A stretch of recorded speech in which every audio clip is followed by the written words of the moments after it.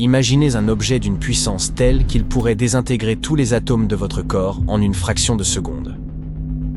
Cette chose file à travers l'espace sans bruit, ni morte, ni vivante, mais quelque part entre les deux. Si ce monstre terrifiant se dirigeait vers la Terre, nous serions condamnés. Alors, qu'en est-il? Les astronomes ont découvert un objet spatial rapide et puissant qui traverse notre galaxie, la Voie lactée, à plus de 167 000 km/h. C'est bien plus rapide que la fusée la plus rapide jamais construite. Cet objet spatial étrange a reçu le nom d'étoile zombie. La raison, c'est qu'il s'agit du résidu d'une étoile morte il y a très longtemps, mais qui bouge pourtant encore. Cette étoile zombie fait partie de la catégorie des magnétars. Une boule minuscule et super lourde. Elle fait la taille d'une ville, mais est plus lourde que le Soleil. Cela en fait l'un des objets les plus denses de l'espace. Seuls les trous noirs le sont davantage. N'oublions pas de parler de moi. Les magnétars ont également un champ magnétique incroyablement puissant. Celui de notre zombie est 100 billions de fois plus puissant que celui de la Terre. Tellement puissant même que si ce magnétar s'approchait de la Terre, il effacerait d'un seul coup toutes les cartes de crédit de la planète. Fini les petites emplettes. En outre, si une personne s'approchait trop près d'un magnétar, à environ 965 km plus ou moins, ses atomes en seraient aussitôt désintégrés. Et fini, là encore, les petites emplettes. Heureusement, ce magnétar est très loin de nous et n'est pas près de s'approcher. Lorsqu'il a été découvert pour la première fois, il se trouvait à environ 15 000 années-lumière de la Terre. C'est une distance énorme. Vous n'avez donc pas à vous inquiéter de voir vos atomes partir en feu d'artifice pour le moment. Les astronomes ont repéré ce magnétar zombie pour la première fois en 2008. Et comme seulement une trentaine de magnétars sont connus dans notre galaxie, c'était un vrai coup de chance. Les scientifiques ont utilisé des télescopes spatiaux comme Hubble et Gaia pour l'observer. Et ils ont découvert qu'il se déplaçait beaucoup plus rapidement qu'ils ne le pensaient. À présent, les astronomes essaient de comprendre comment cette étoile zombie a reçu une telle impulsion. Au début, ils pensaient que, comme la plupart des magnétars, celui-ci était issu de l'explosion en supernova d'une étoile géante, le noyau de celle-ci devenant une étoile à neutrons super dense. Selon leur théorie, cela aurait pu se produire près d'un objet qui porte le nom de rémanent de supernova HB9. C'est tout à fait plausible, car la plupart des magnétars sont créés de cette manière. Mais en suivant son mouvement, ils ont aussi découvert que notre étoile zombie se déplaçait trop rapidement et allait dans la mauvaise direction pour provenir de HB9. Ils ont donc retracé son parcours sur plusieurs milliers d'années, mais n'ont toujours pas pu identifier l'étoile explosive ni la masse stellaire dont elle pourrait être issue. Cela signifie que les scientifiques ont maintenant un mystère de plus à résoudre. D'où vient cette étoile zombie et comment a-t-elle été formée? Selon l'une de leurs hypothèses, elle proviendrait en réalité d'une naine blanche, le noyau restant d'une étoile de la taille de notre Soleil après l'épuisement de tout son carburant. Normalement, lorsque les naines blanches explosent, elles sont complètement détruites. Mais dans de rares cas, au lieu de se désintégrer, la naine blanche s'effondre sur elle-même et se transforme en étoile à neutrons. Cette étoile à neutrons peut alors devenir un magnétar. Cette exceptionnelle formation de magnétars nous renseigne aussi un peu sur une autre grande énigme, les sursauts radio-rapides, ou FRB. Il s'agit de flashs très rapides et puissants, d'énergie radio provenant de l'espace profond. Certains FRB viennent de galaxies si anciennes qu'on s'étonne qu'elles puissent encore contenir des étoiles capables d'exploser. Mais si les magnétars peuvent naître de l'effondrement de naines blanches, cela pourrait expliquer comment ces FRB continuent de survenir. Quoi qu'il en soit, comprendre comment se forment les magnétars pourrait nous permettre d'expliquer de nombreux événements étranges et puissants que nous observons dans l'univers. Cependant, l'enquête se poursuit et aucune réponse n'a encore été trouvée. Les étoiles zombies qui errent à travers l'univers ne sont pas le seul mystère qu'il nous reste à résoudre. En voyageant à travers le cosmos, vous pourriez tomber sur un étrange objet qui ne ressemble à rien. À une distance de 700 millions d'années-lumière de la Terre, il y a un trou, un vide contenant un tout petit nombre de galaxies. Cette région est à peu près sphérique et fait environ 330 millions d'années-lumière de diamètre. Elle pourrait contenir notre galaxie, la Voie lactée. Des milliers et des milliers de fois, c'est le mystérieux vide du Bouvier, ou grand vide. Vous voyez, les galaxies sont comme des toiles géantes. La plupart d'entre elles font partie de longues structures appelées filaments. Ceux-ci se déploient à travers le cosmos, et lorsqu'ils se rencontrent, ils forment des régions à forte concentration de galaxies. Ces régions sont ce que nous connaissons sous le nom d'amas de galaxies. Mais entre ces amas et ces filaments, il y a d'énormes vides dans lesquels ne se trouvent que très peu de galaxies. Ces vides constituent presque 80% de l'univers observable. Et la plupart d'entre eux sont immenses, de 30 à 300 millions d'années-lumière de large. Le vide du Bouvier est l'un des plus massifs. Il a même remporté le titre de supervide. Les astronomes pensent qu'il pourrait être le résultat de la fusion de plusieurs vides plus petits. Mais qu'est-ce qui a bien pu causer l'apparition de ces gigantesques zones vides? Nous pourrions trouver une explication dans l'origine de l'univers.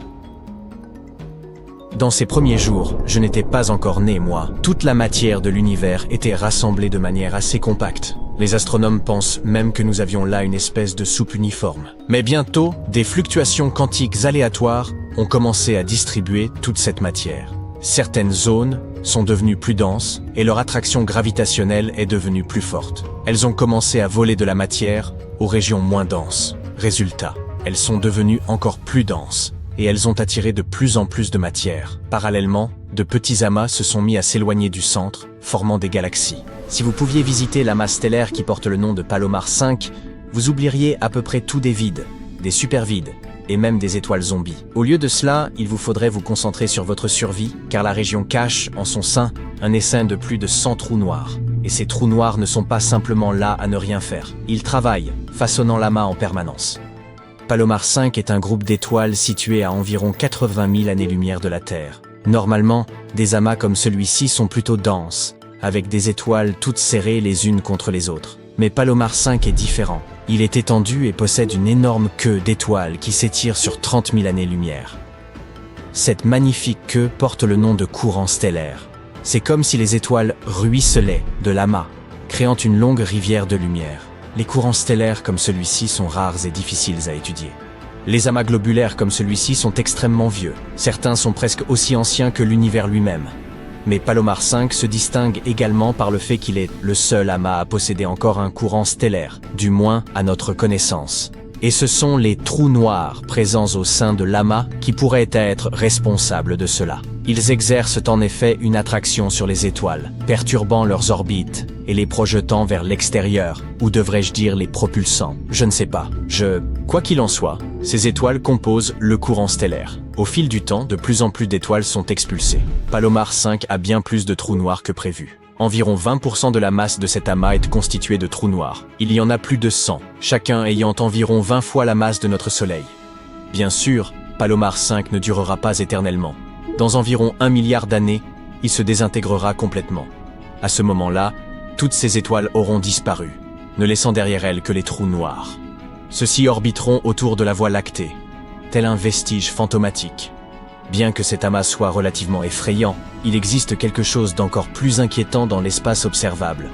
Les épais nuages de gaz et de poussière appelés nébuleuses. L'une des plus étranges est probablement NGC 2392, située à 5000 années-lumière de la Terre dans la constellation des Gémeaux. Elle a été découverte il y a plus de 200 ans et est devenue célèbre en raison de sa curieuse apparence. C'est essentiellement un disque de matière avec un anneau d'objets en forme de comète. Les queues de ces objets s'éloignent de l'étoile située au centre de la nébuleuse. Les bandes oranges dans la partie externe du nuage s'étendent sur des années-lumière dans toutes les directions. Le centre ressemble à une pelote de ficelle, mais en réalité, c'est une bulle de matière projetée dans l'espace par le vent de matière produit par l'étoile centrale. Incroyable. Environ 8 millions d'habitants de la planète Terre ont appris la terrible nouvelle en même temps. Certains l'ont su par la télé, d'autres en regardant leur téléphone ou pendant qu'ils écoutaient de la musique. Certains l'ont appris en rêve. Une voix a annoncé ce discours dans toutes les langues pour que tout le monde comprenne. J'ai une bonne et une mauvaise nouvelle. Commençons par la mauvaise. Vous êtes tous des personnages d'une vidéo YouTube dans laquelle votre planète fait face à la cassure de la Lune en 2 morceaux. Pour les spectateurs, il s'agit d'un scénario, mais pour vous, c'est la réalité. La bonne nouvelle, c'est que... il n'y a pas de bonne nouvelle. Mais ne vous inquiétez pas, l'apocalypse n'est pas prévu. Ou juste un peu. Bonne journée. Au départ, toute la population panique. Quelques jours plus tard, le calme revient peu à peu. C'était peut-être une hallucination collective et en fait, la Lune va très bien. C'est alors que les chercheurs repèrent le danger. Une énorme météorite s'approche de nous depuis le fin fond de l'espace. Cette météorite est super rapide et presque plate. Par chance, elle va passer juste à côté de la Terre, mais la Lune n'aura pas cette chance. La météorite va bien la frapper en plein milieu. Voilà, la météorite a divisé la Lune en deux, elle est passée à côté de notre planète et elle repart dans l'espace. Les gens ne peuvent pas détourner leur regard du ciel. La Lune est parfaitement coupée en deux. C'était rapide et indolore. Mais qu'est-ce qu'on va faire maintenant? Est-ce que la Terre va survivre? Notre satellite est divisé en deux parties égales, mais heureusement, elle reste collée. L'importante gravité de la Lune agit comme un aimant. Les chercheurs sont convaincus que les deux morceaux se recolleront dans quelques millions d'années et que la Lune redeviendra exactement comme elle était. Mais le plus cool, c'est que personne ne remarque aucune différence. La voix s'est trompée. Mais voilà qu'un autre problème surgit. Une énorme météorite en forme de chaussure arrive vers nous. Elle entre dans le système solaire et s'approche rapidement de la Terre. La botte spatiale heurte une moitié de Lune et poursuit sa trajectoire. Maintenant, il ne reste vraiment qu'une demi-lune dans le ciel. La première moitié est là où elle a toujours été. La seconde moitié se dirige vers la Terre. Une pluie de météores s'abat sur Terre à cause des fragments de Lune. Mais tout compte fait, tout va bien. La plupart de ces cailloux brûlent dans l'atmosphère. La quasi-totalité de la demi-lune dégommée se fragmente et entre en orbite. Un anneau de roche se forme et maintenant, la Terre est comme Saturne. Ces fragments de Lune détruisent plusieurs de nos satellites artificiels. Les communications et Internet s'interrompent régulièrement. Il faut environ 2 ans pour rétablir les connexions. La Station spatiale internationale n'existe plus. Heureusement, tous les astronautes ont réussi à revenir sur Terre avant le grand patatras. Les fragments de Lune volent autour de la planète et il n'y a plus que la moitié de la Lune dans le ciel. La vie ne change pas trop les jours qui suivent, mais les gens qui vivent au bord de la mer et des océans, eux, voient la différence. La Lune influençait les marées. Elle tournait autour de la Terre et les océans prenaient alors une forme ovale. La marée était haute là où la Lune était plus proche, tandis qu'elle était basse du côté opposé. Mais maintenant, tout a changé. Une demi-lune n'influe pas sur la même quantité d'eau. Oui, la Lune ne pèse plus que la moitié de son poids et elle s'est approchée de la Terre, mais sa force gravitationnelle a aussi diminué. Les oiseaux marins, de nombreuses espèces de poissons, les tortues et autres animaux marins pourraient ne pas survivre dans ces conditions. Leur instinct naturel, fortement guidé par la Lune, leur permettrait de déterminer leur cycle de vie. Par exemple, les bébés tortues attendaient la marée haute du matin pour courir dans l'eau. Désormais, l'eau est trop basse, ils n'arrivent pas à se cacher dans l'océan et les mouettes les mangent. Les crabes ne pondent plus d'œufs car la marée haute apparaît plus tôt que prévu. Les loups perdent la tête. Ils hurlent toutes les nuits. La faune ne comprend plus ce qui se passe. Le corps humain aussi doit faire face à quelques conséquences. Beaucoup de gens ont des problèmes de tension artérielle et de maux de tête. Cette demi-lune modifie tout l'écosystème de la planète. Il faudra plusieurs dizaines, voire plusieurs centaines d'années. Quelques semaines plus tard, les gens remarquent que les journées sont de plus en plus courtes.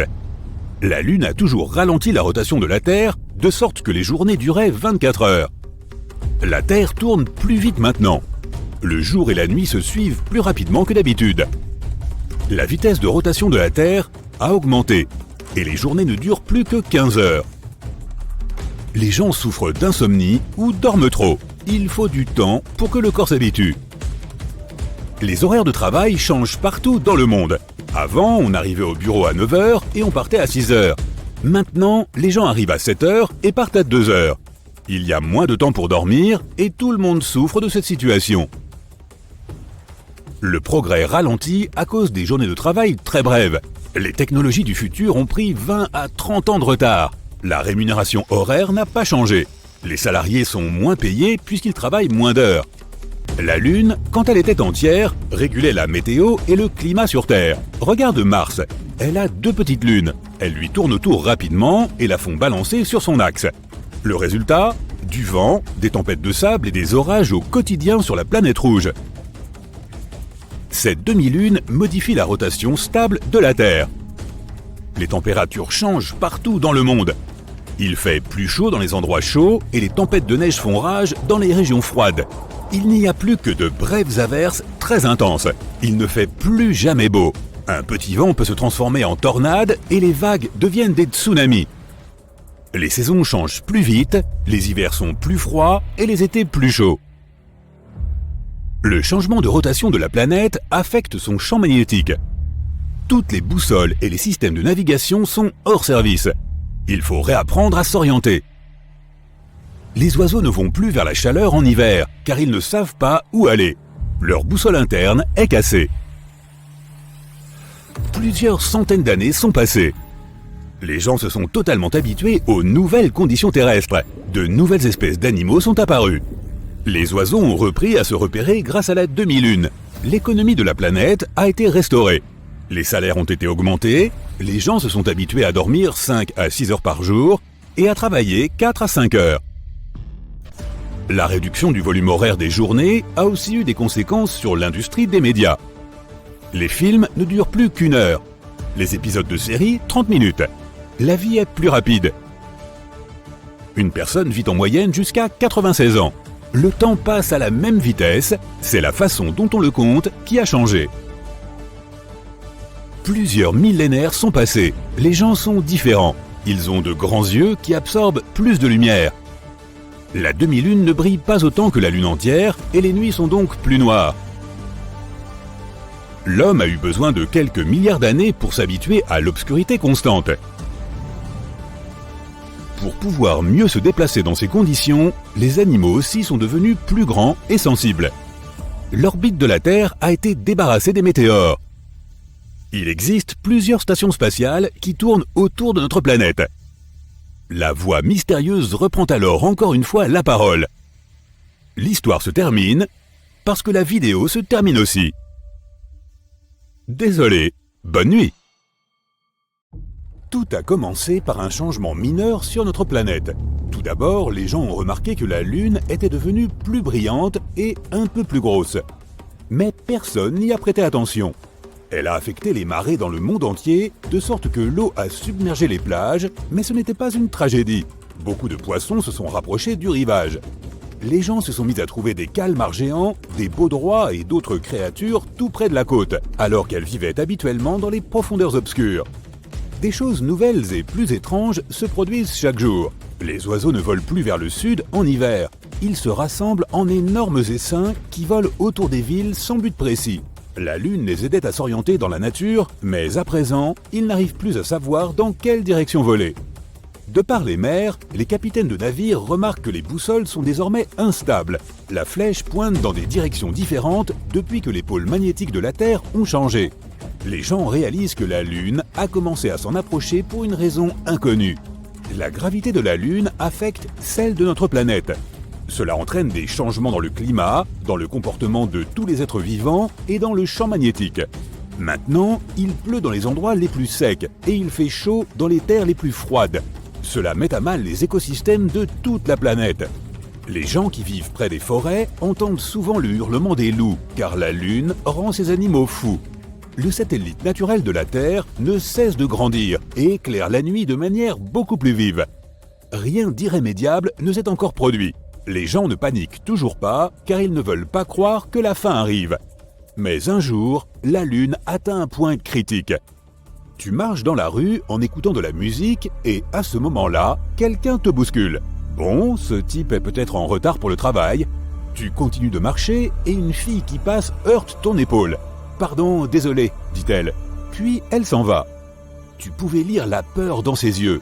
Tu regardes devant toi et vois des gens qui courent dans ta direction. Tu enlèves enfin tes écouteurs et tu entends des cris et des sirènes. Les gens quittent leur voiture et s'enfuient. Des centaines de mouettes volent dans le ciel. Tu distingues un bruit étrange parmi toute cette cohue. Il semble que ce soit de l'eau. Comment est-ce possible? Tu te trouves dans le centre-ville à quelques kilomètres de la côte. Mais tu n'as pas le temps de réfléchir. Tu remarques qu'une immense vague inonde les rues et se dirige droit vers toi. Tu cours dans un bâtiment et grimpes au 10e étage. D'ici, tu observes l'eau qui submerge la ville. Le puissant torrent emporte toutes les voitures, les bâtiments d'un étage et les arbres sur sa route. Tu remarques un aileron de requin et d'autres poissons dans l'eau. Les gens se cachent dans les maisons et sur les toits. La ville entière plonge rapidement dans un état de catastrophe. La télévision fonctionne dans le bâtiment où tu te caches. Tu apprends que des inondations se produisent dans le monde entier. Des tsunamis massifs recouvrent les villes côtières. À certains endroits, les vagues atteignent la hauteur d'un immeuble de 30 étages. De nombreuses villes ont été rayées de la carte. La Lune est trop proche de la Terre et les inondations massives ne sont qu'un début. La Lune orbite autour de la Terre et aide à maintenir notre maison bleue sur son axe. La Lune assure la stabilité du climat et aide les organismes vivants à se développer. Mais à présent, cet équilibre est rompu. La Lune s'approche et altère la gravité de notre planète. La Lune n'a qu'à s'incliner légèrement sur le côté pour provoquer des inondations massives dans le monde entier. Imagine que tu tiennes un verre d'eau rond, incline-le un peu. Tu vois comment le liquide se déplace d'un côté à l'autre? C'est la même chose qui se produit maintenant avec les océans. Mais la Lune ne fait pas que s'approcher de nous. Elle tourne autour de la planète et se rapproche à chaque révolution. Elle provoque sans cesse des catastrophes naturelles à différents endroits de la Terre. À présent, l'océan inonde un côté et quelques heures plus tard, un autre.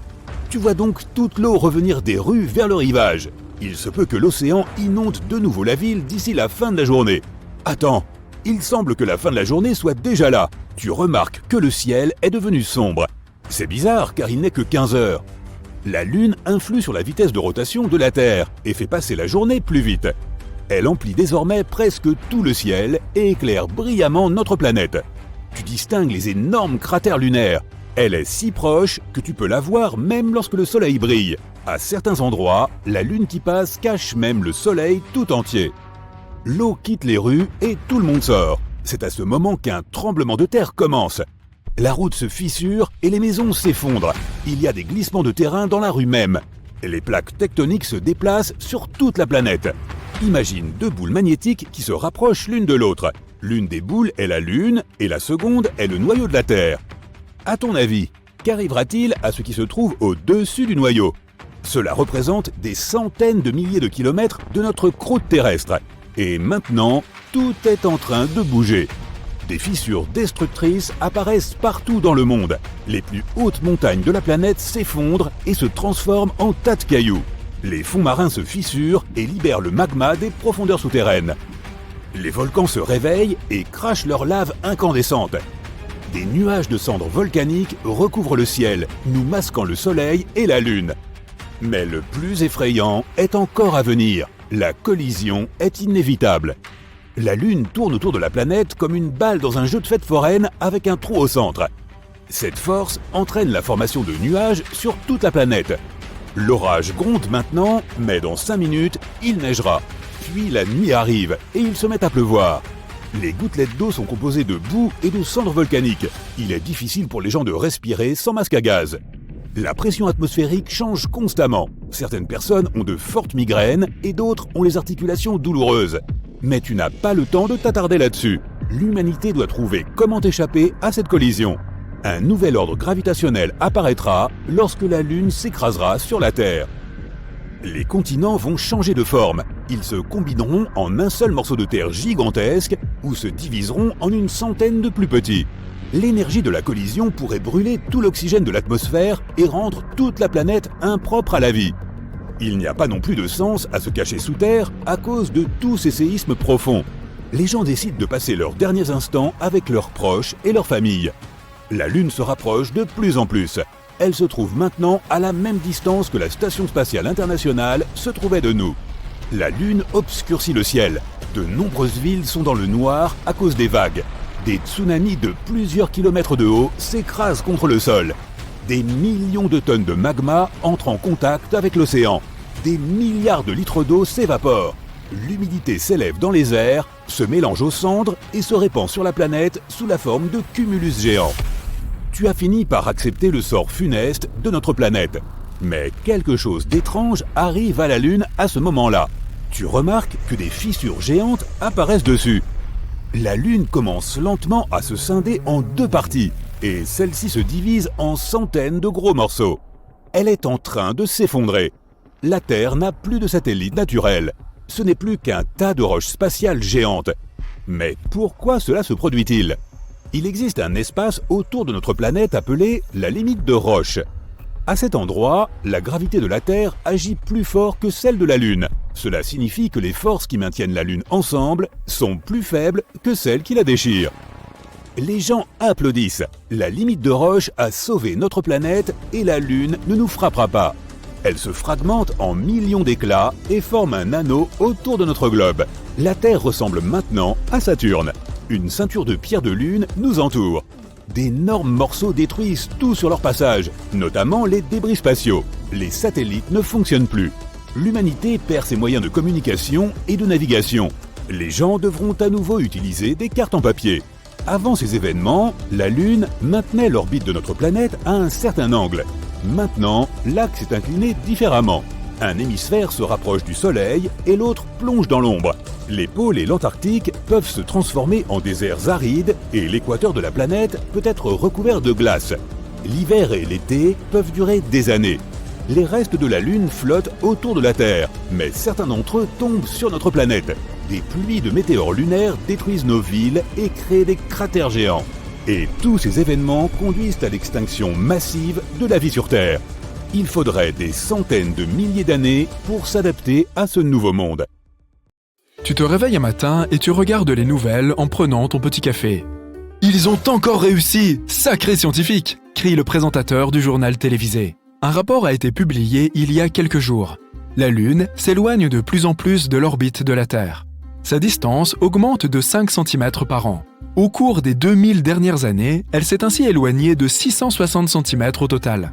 Ce n'est pas une distance trop importante, mais la nouvelle a quand même affolé les gens et les a inquiétés. Ils se sont rassemblés autour de la planète et se sont unis pour essayer d'empêcher la Lune de sortir de l'orbite de la Terre, même si elle ne quittera pas réellement son orbite avant 1 milliard d'années. Mais tout le monde était concentré sur les avantages de la Lune d'autrefois. Il est évident que la vie sur Terre, telle que nous la connaissons, n'aurait pas évolué pareil sans son existence. La Lune contrôle les marées et les molécules de l'atmosphère. Sans elle, les humains, en particulier, n'auraient pas évolué. C'est pourquoi, en raison de la reconnaissance envers la Lune, les hauts gradés ont ordonné aux meilleurs scientifiques de trouver une solution pour la rapprocher de la Terre. Un moteur à propulsion géant a été construit sur la face cachée de la Lune. Il a été allumé et les propulseurs ont essayé de pousser en avant. Mais la force de départ n'a pas été assez forte pour pousser la Lune. Au lieu de cela, il a incliné l'axe de la Lune, la faisant tourner lentement. Alors que la Lune tournait, les scientifiques se sont empressés de l'éteindre avant que le moteur n'atteigne sa pleine puissance, car il se dirigeait hors de sa trajectoire. L'état-major n'était pas d'accord et leur a ordonné de poursuivre l'objectif. Les scientifiques ont insisté sur le fait que les calculs n'étaient pas corrects et qu'ils ne savaient pas exactement ce qui pourrait se produire. Leurs préoccupations ont été ignorées et ils ont dû simplement regarder comment la puissance des moteurs augmentait. Les moteurs ont lentement poussé la Lune et la distance a diminué. Mais comme elle a été donnée au mauvais moment, l'angle visé allait créer des complications. La poussée et la gravité de la Terre ont assuré que la Lune suive l'orbite à une distance réduite.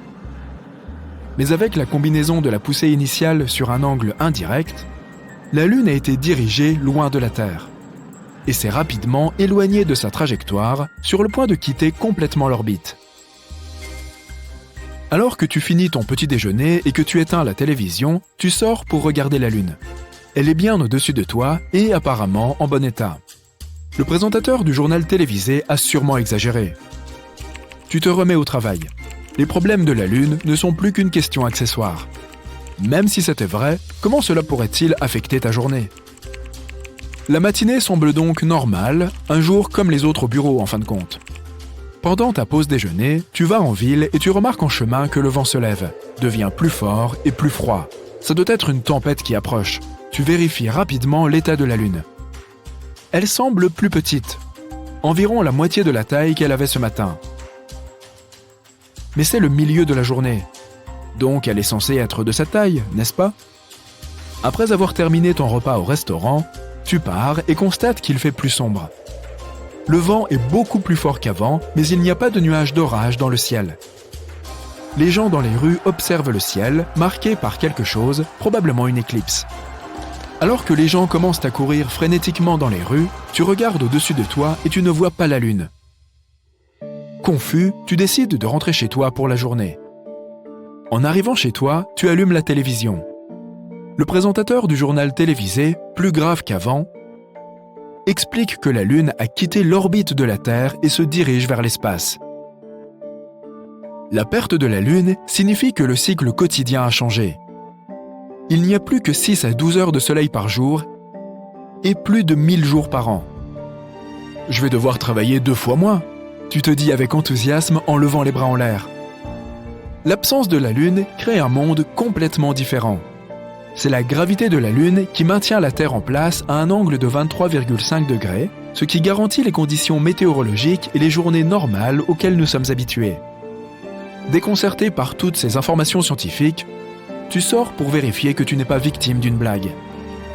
La semaine de travail plus courte semble trop belle pour être vraie. En regardant le ciel, tu remarques que les étoiles sont plus brillantes que jamais. Tu peux clairement voir les contours de la Voie lactée. Les étoiles sont bien plus nombreuses que dans ton souvenir et Vénus brille bien plus que toutes les autres.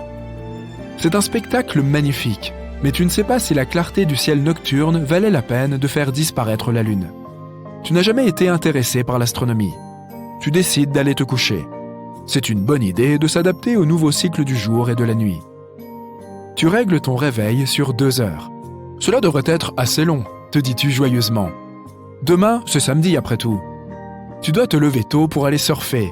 Tu dois profiter des vagues de la marée haute. Tu te réveilles, tu prépares tes affaires et tu vas à la plage. Les nouvelles à la radio expliquent comment la Terre est maintenant plus vulnérable aux astéroïdes sans la Lune. Ensuite, ils parlent de certains problèmes avec les marées, quelque chose comme le fait que la marée est maintenant un tiers de l'envergure qu'elle avait avant. Tu ne sais pas comment cela peut affecter les vagues. Peut-être que cela signifie qu'elles seront plus grandes.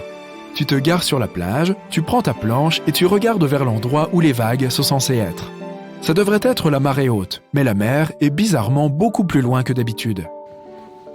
Tu passes facilement sur la contrainte de devoir marcher vers l'eau. Après une longue marche pleine d'enthousiasme vers les vagues déchaînées, ton humeur change à mesure que tu t'approches et tu regardes bêtement les petites vagues. Bouleversé, tu rentres chez toi. En conduisant, tu écoutes les nouvelles et tu fais plus attention aux informations fournies. À la place des saisons structurées, il n'y a que des schémas météorologiques imprévisibles. Les vents sont plus rapides et plus forts, ce qui crée des tempêtes plus puissantes, mais à certains endroits, rien ne change. L'équateur n'est plus forcément toujours chaud. Les pôles ne sont pas constamment froids. Les profondeurs de l'eau diminuent. Les marées s'ajustent uniquement à la gravité du Soleil, réduite à 1/3 des profondeurs d'avant la Lune. Partout dans le monde, les mers changent d'altitude, rétrécissent au niveau des pôles et le volume d'eau autour de l'équateur se déplace. La Lune régule les marées et fournit les changements périodiques qui sont un élément clé pour aider à la vie sur Terre. Les formes de vie aquatique se déplacent vers les bas-fonds du monde entier. Les cycles de vie d'importantes formes de vie microbiennes ont été bouleversés. Tu ne pouvais pas imaginer que quelque chose d'aussi simple qu'un changement dans les marées pouvait être si important pour des milliards de formes de vie. L'eau et les précipitations, qui sont réparties sur toute la planète, ne peuvent plus assurer la subsistance là où elles le faisaient auparavant. Le climat est devenu plus extrême, plus chaud pendant de longues périodes et plus froid dans d'autres parties de la Terre. Au fil du temps, dans quelques milliers d'années, les déserts secs passeront à des périodes glaciaires. Ces changements intenses perturbent l'ordre naturel de toute chose pour la vie sur Terre. Non seulement la Lune contrôlait les marées et le temps, mais elle tirait les molécules de l'atmosphère en se déplaçant. Le mouvement désormais constant perturbe les molécules, créant des barrières pour l'évolution future. Tu rentres chez toi, bouleversé après avoir appris cette nouvelle décourageante. Non seulement tu ne pourras plus jamais surfer, mais toute la vie sur Terre va changer. Une ère de récession a commencé. Au cours de l'année suivante, la flore et la faune changent pour s'adapter à ce nouveau monde. Les animaux migrateurs qui se dirigeaient vers des pâturages plus verts ne trouvent rien du tout. Les oiseaux sont complètement désorientés par le changement des saisons. Les animaux qui hivernent entrent et sortent de leurs abris au mauvais moment, et la végétation a du mal à pousser en raison du manque de lumière du soleil. Les animaux nocturnes ne peuvent pas voir sans l'aide guidée du reflet de la Lune. Bien que Vénus soit la source de lumière la plus brillante lorsqu'il fait nuit, elle ne représente qu'un millième de fraction de la luminosité de la Lune. Les animaux prédateurs qui chassent la nuit ne sont pas capables de trouver leur proie, ce qui donne l'occasion aux petits animaux de prospérer. Bien que la vie sur Terre ait changé, elle continuera d'exister. Mais ces changements soudains constitueront un test pour tous les domaines de la vie. Au fil du temps, il sera très intéressant de voir quelles espèces se seront adaptées et auront évolué. Un monde où les rats et les souris seraient plus importants en raison de leur capacité d'adaptation pourrait faire émerger une nouvelle espèce dominante. Dans des millions d'années d'évolution, ce sont surtout leurs descendants qui prospéreront. Nous pourrions voir des souris herbivores de la taille d'un buffle traverser les plaines et des rats de la taille d'un tigre errer dans les jungles. Des souris arboricoles dotées de longs bras pourraient se balancer entre les branches. D'autres se déplaceront probablement vers les mers à la place des mammifères pour se nourrir de la vie aquatique. Des rats prédateurs aux grands yeux pourraient avoir des traits similaires à ceux des chauves-souris, avec écolocation et devenir les maîtres de la nuit. Toutes les nouvelles espèces qui apparaîtront, sans aucun doute, continueront à être suivies par les humains, où qu'ils soient. Bientôt, nous pourrions commencer à construire des tas de choses sur la Lune. En effet, la mission lunaire indienne, Chandrayaan-3, a récemment détecté du soufre près du pôle sud de notre satellite naturel. Cet élément chimique pourra se révéler très utile lorsque nous débuterons nos travaux d'infrastructure sur l'astre de la nuit. C'est la première fois que nous découvrons cet élément chimique très prisé sur la Lune. Sur Terre, on le trouve principalement près des volcans. Son apparition sur la Lune en dit long sur l'histoire volcanique du satellite et sur ses conditions atmosphériques passées. Le rover de la mission a détecté cet élément chimique moins d'une semaine après s'être posé à environ 70 degrés du pôle sud de la Lune, le 23 août 2023. Cet atterrissage historique sur la surface lunaire a fait de l'Inde le 4e pays à réussir l'alunissage d'une mission. C'est également le premier engin spatial à se poser aussi près du pôle sud de notre satellite. Il s'agit d'une importante zone stratégique, car on pense qu'elle abrite des gisements de glace d'eau. Si c'est vrai, les missions futures pourraient être en mesure de recueillir cette glace pour la transformer en eau potable ou même en carburant pour fusées.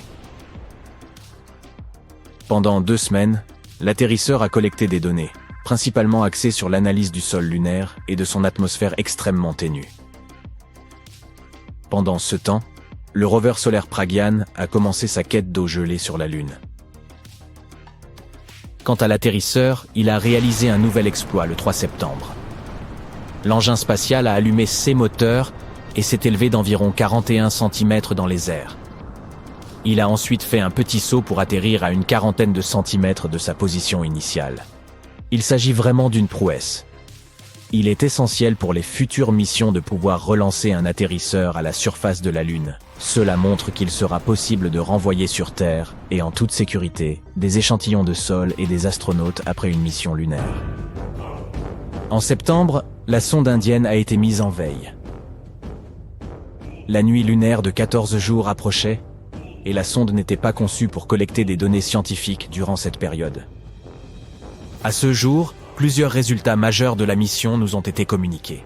L'un d'entre eux concerne la mesure de la température de la couche supérieure de la Lune à différentes profondeurs. Curieusement, la surface du satellite dans cette région s'est révélée plus chaude que prévu. On pensait que la température pouvait se situer entre 20 et 30 degrés Celsius à la surface. Or, elle avoisinait les 70 degrés. Une vraie surprise. L'autre découverte concerne la présence de plusieurs éléments chimiques, dont l'oxygène. Par ailleurs, les données reçues confirment la présence d'aluminium, de calcium, de fer, de titane, de silicium et d'autres éléments chimiques sur la surface lunaire près du pôle sud. Le rover a également utilisé des instruments spéciaux conçus pour mesurer les tremblements et les grondements souterrains afin de déterminer l'activité sismique. Et cela nous ramène au soufre détecté grâce au spectroscope du rover. Les scientifiques cherchent actuellement à savoir si cet élément s'est formé à la surface de manière naturelle ou s'il est le résultat d'une activité volcanique ou d'une collision avec un météore. Une autre trouvaille étonnante sur la Lune, une pierre. Il s'agit peut-être de la plus ancienne roche terrestre jamais découverte. Cet éclat de 2 cm de large trouvé au milieu d'une grande quantité de roches ramenées sur notre planète par les astronautes de la mission Apollo pourrait s'avérer être un fragment de la Terre vieux de 4 milliards d'années. Et ça pourrait nous aider à mieux comprendre les chocs violents que la Terre a subis à l'aube de sa vie. Voici ce que les scientifiques supputent. Peu après la formation de cette roche, un impact d'astéroïde l'aurait projeté hors de la Terre. À l'époque, notre satellite était 3 fois plus proche de notre planète qu'il ne l'est aujourd'hui. La collision aurait été si puissante que ce caillou aurait atterri sur la Lune.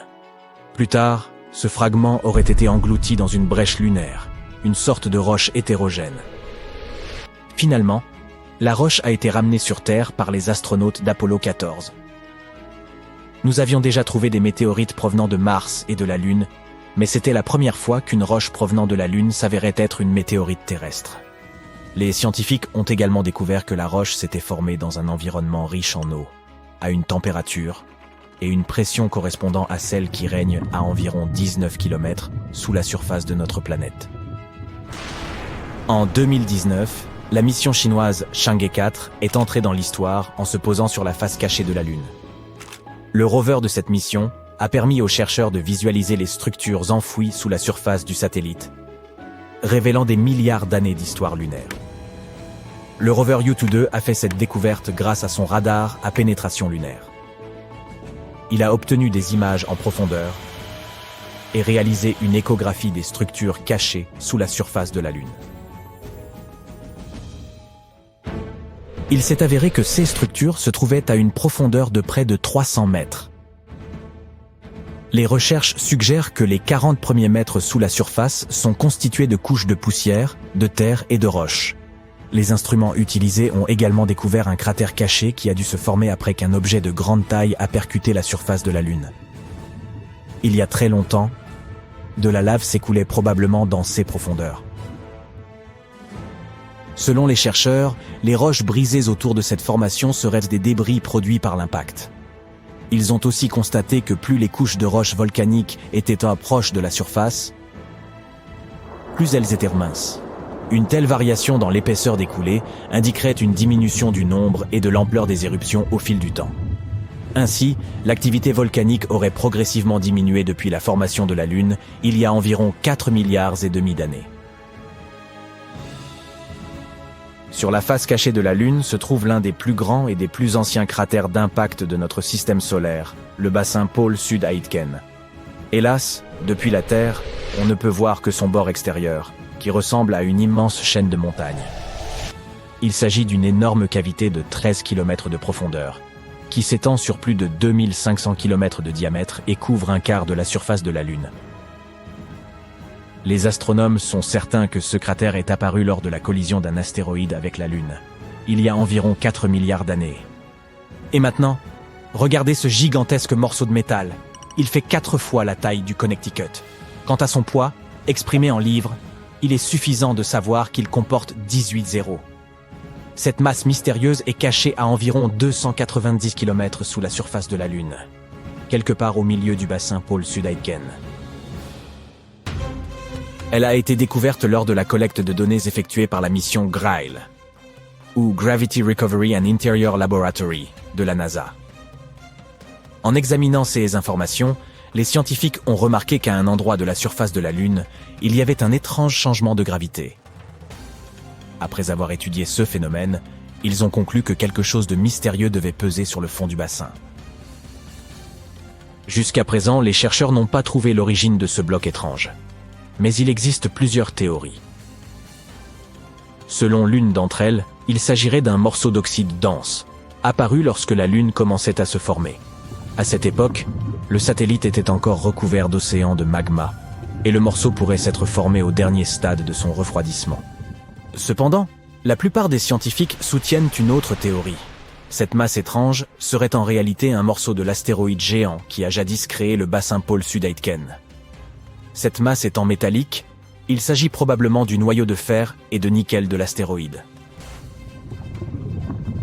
Il n'y a pas si longtemps, des astronomes ont reçu des données topographiques et ont découvert une grotte immense sous la surface de notre satellite. Il pourrait s'agir du résultat d'une activité volcanique intense datant de plus de 3 milliards d'années. Les coulées de lave ont durci, créant une croûte épaisse et dure à l'extérieur. Mais à l'intérieur, la lave continuait à couler, faisant fondre la roche et créant des tunnels et des grottes. De nombreux petits puits découverts par la NASA à la surface de la Lune semblent être les ouvertures de ces tunnels de lave. Si cette théorie est confirmée, ces tunnels souterrains pourraient non seulement être très pratiques pour les futures missions spatiales habitées, mais aussi constituer des réserves d'eau d'une importance vitale pour les astronautes.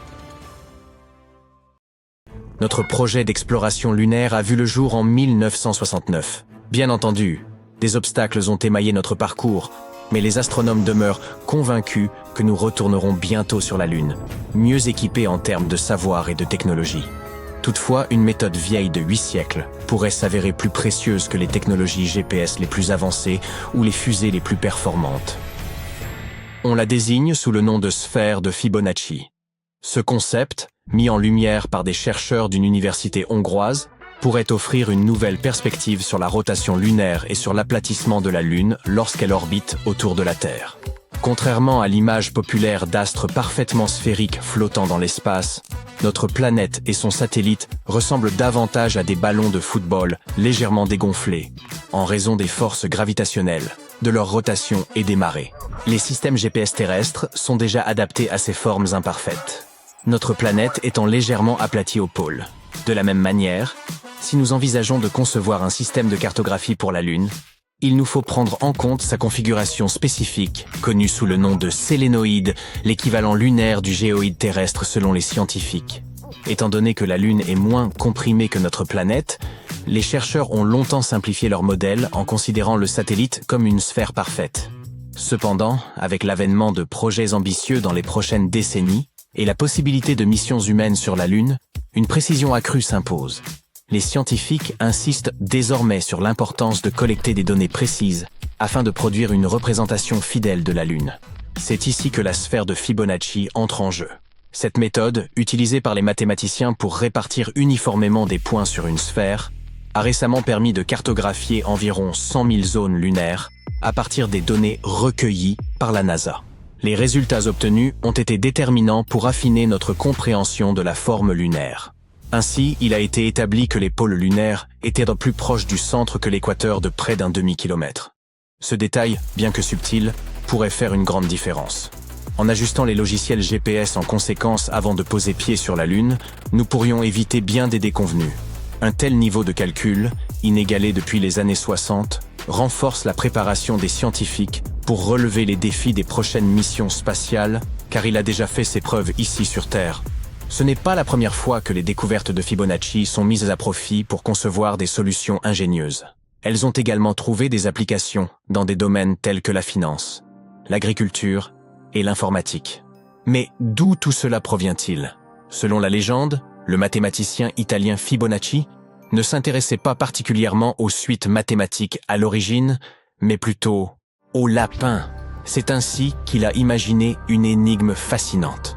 Il s'est demandé ce qui se passerait si l'on plaçait un couple de lapins dans un espace donné pendant un an, tout en fixant certaines règles théoriques.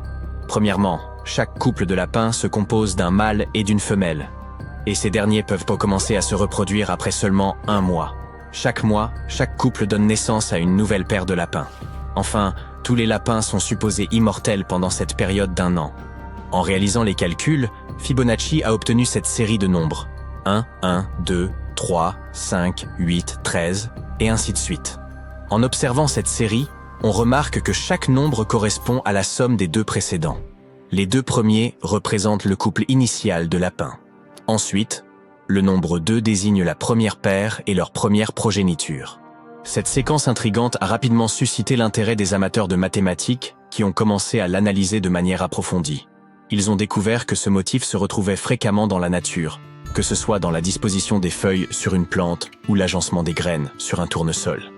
Il existe même une expérience simple que vous pouvez tenter pour explorer ce concept.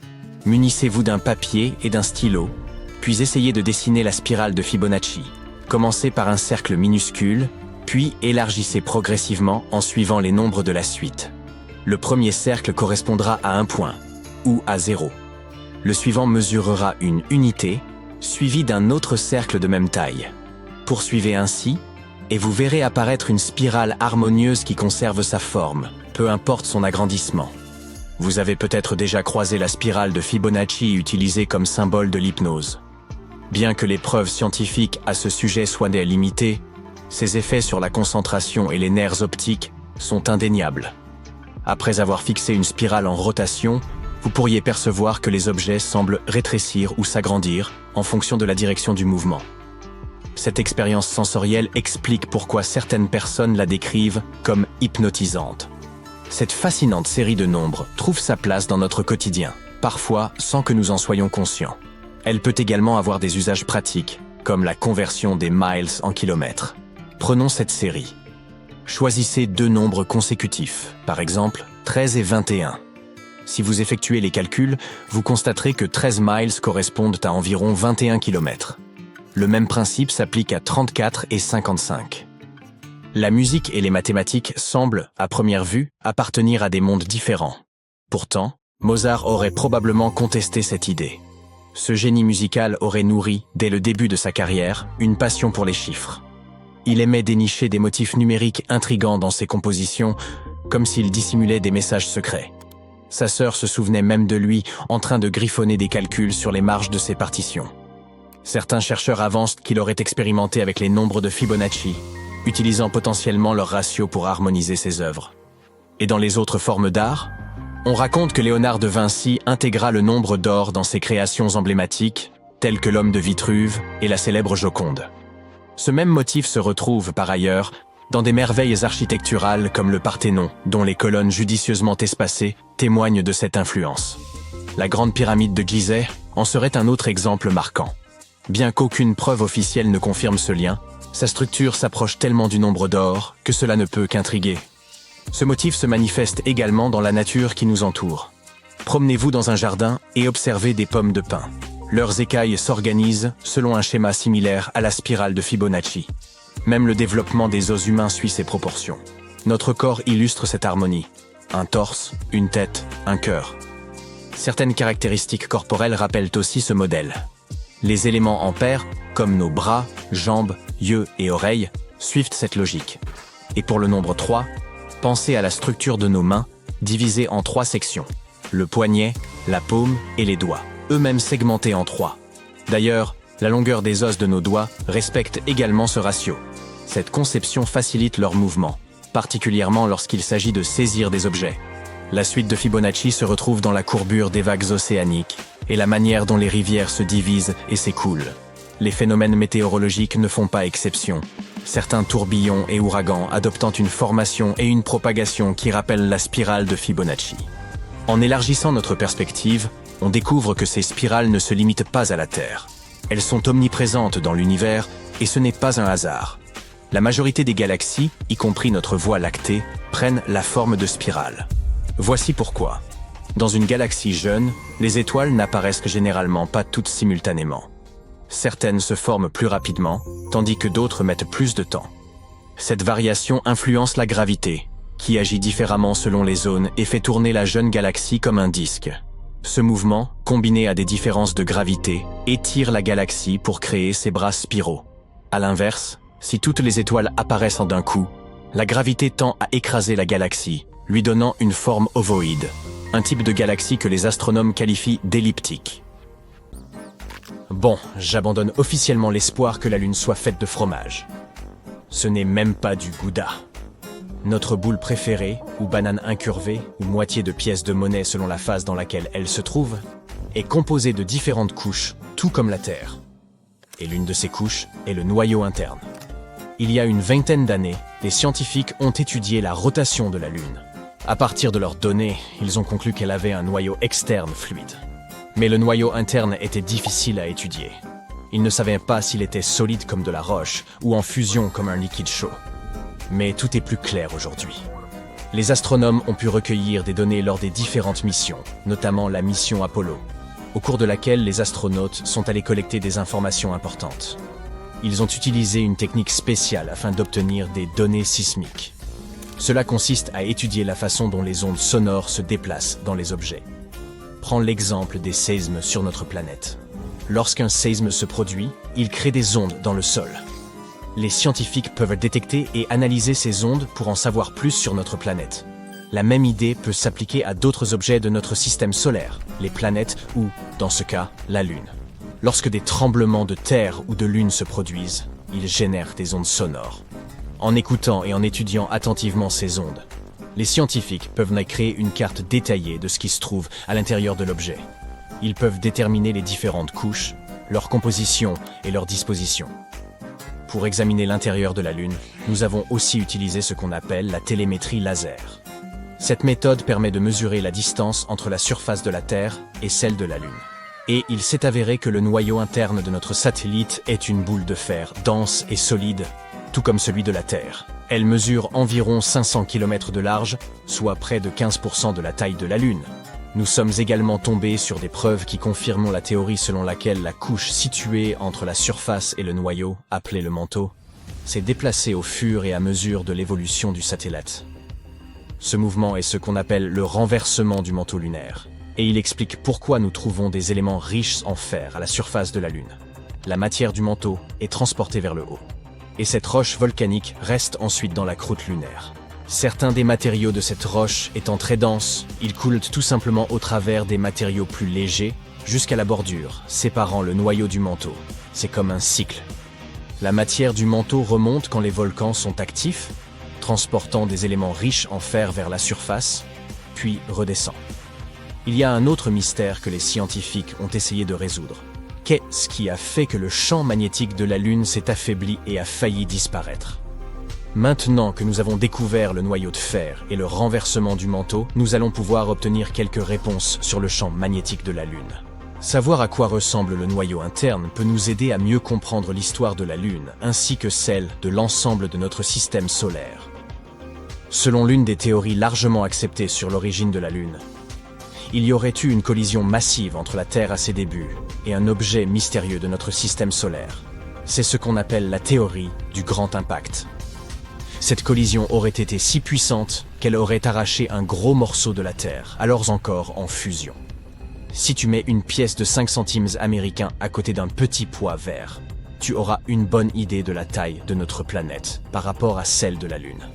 Ce morceau a ensuite été lancé en orbite autour de notre planète.